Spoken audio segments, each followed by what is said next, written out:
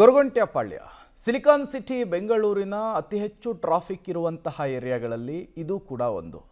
ಇದೇ ಗೊರಗೊಂಟೆಪಾಳ್ಯದ ಟ್ರಾಫಿಕ್ ಸದ್ಯದರಲ್ಲಿಯೇ ತಗ್ಗುವ ಎಲ್ಲ ಲಕ್ಷಣಗಳು ಕೂಡ ಕಾಣಿಸ್ತಾ ಇದೆ. ಯಾಕಾಗಿ ಅನ್ನೋದರ ಡೀಟೇಲ್ಸ್ ನಿಮ್ಮ ಮುಂದೆ. ಗೊರಗೊಂಟೆಪಾಳ್ಯ ಟ್ರಾಫಿಕ್ಗೆ ಶೀಘ್ರ ರಿಲೀಫ್. ಎಪಿಎಂಸಿ ಮಾರುಕಟ್ಟೆ ದಾಸನಪುರಕ್ಕೆ ಶಿಫ್ಟಿಂಗ್. ಎಪಿಎಂಸಿಗೆ ಬರುವ ಲಾರಿಗಳು ನೇರ ಮಾರುಕಟ್ಟೆಗೆ. ಬೆಂಗಳೂರು ನಗರದ ಟ್ರಾಫಿಕ್ ದಿನ ಕಳೆದಂತೆ ಹೆಚ್ಚಾಗ್ತಾಲೇ ಇದೆ. ನಗರದ ಕೆಲ ಪ್ರದೇಶಗಳಲ್ಲಂತೂ ನಿಯಂತ್ರಣಕ್ಕೆ ಸಿಗದ ಪರಿಸ್ಥಿತಿ ತಲುಪಿದೆ.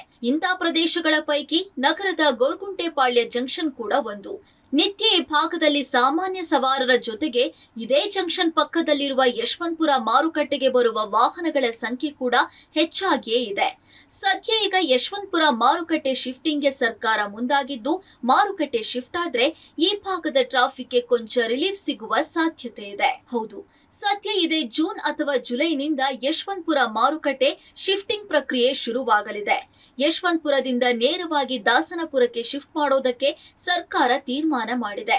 ಪ್ರಮುಖವಾಗಿ ಈರುಳ್ಳಿ, ಆಲೂಗಡ್ಡೆ, ಶುಂಠಿ ಮಾರಾಟವನ್ನ ದಾಸನಪುರಕ್ಕೆ ಶಿಫ್ಟ್ ಮಾಡಲಾಗ್ತಾ ಇದೆ. ಈ ಮೂರು ಬೆಳೆಗಳೇ ಈ ಮಾರುಕಟ್ಟೆಗೆ ಅತಿ ಹೆಚ್ಚು ಬರುವ ಲೋಡ್ಗಳು. ಮುಂಬೈ, ಪುಣೆ ಸೇರಿದಂತೆ ಉತ್ತರ ಕರ್ನಾಟಕದಿಂದ ಬರುವ ಲಾರಿಗಳು ನೇರವಾಗಿ ಈ ಮಾರ್ಗದ ಮೂಲಕವೇ ಯಶವಂತಪುರ ಮಾರುಕಟ್ಟೆಗೆ ಸಾಗ್ತಾ ಇದ್ವು.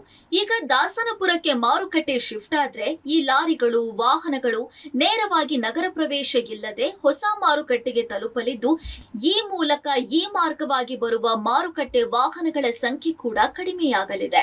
ಜುಲೈನಲ್ಲೇ ನಮ್ಗೆ ಆದೇಶ ಆಗಿದೆ. ಯಶವಂತಪುರನ ದಾಸನಪುರಿಗೆ 3 ಕಮಾಡಿಟೀಸ್ ಎಕ್ಸಾಕ್ಟ್ಲಿ ಇವತ್ತು ಶುಂಠಿ, ಪೊಟ್ಯಾಟೊ, ಬೆಳ್ಳುಳ್ಳಿ ಇವುಗಳನ್ನು ಅಲ್ಲಿ ಶಿಫ್ಟ್ ಮಾಡಿದರೆ ಏನು ಉತ್ತರ ಕರ್ನಾಟಕದಿಂದ, ಮಧ್ಯ ಕರ್ನಾಟಕದಿಂದ ಬರ್ತಕ್ಕಂಥ ಈ ಆಲೂಗಡ್ಡೆ, ಉಳ್ಳಾಗಡ್ಡಿ, ಶುಂಠಿ ಟ್ರಕ್ಗಳು ಮಿನಿಮಮ್ ಒಂದು ದಿವ್ಸಕ್ಕೆ 100 ಟ್ರಕ್ಗಳು ಸಿಟಿ ಒಳಗೆ ಬರ್ತಾವೆ. 40 ಕಿಲೋಮೀಟ್ರು ಹೆಚ್ಚಿಗೆ ಒಳಗೆ ಬಂದು ಟ್ರಾಫಿಕ್ಕಿನ ಇಶ್ಯೂ ಕೂಡ ಆಗ್ತಿತ್ತು.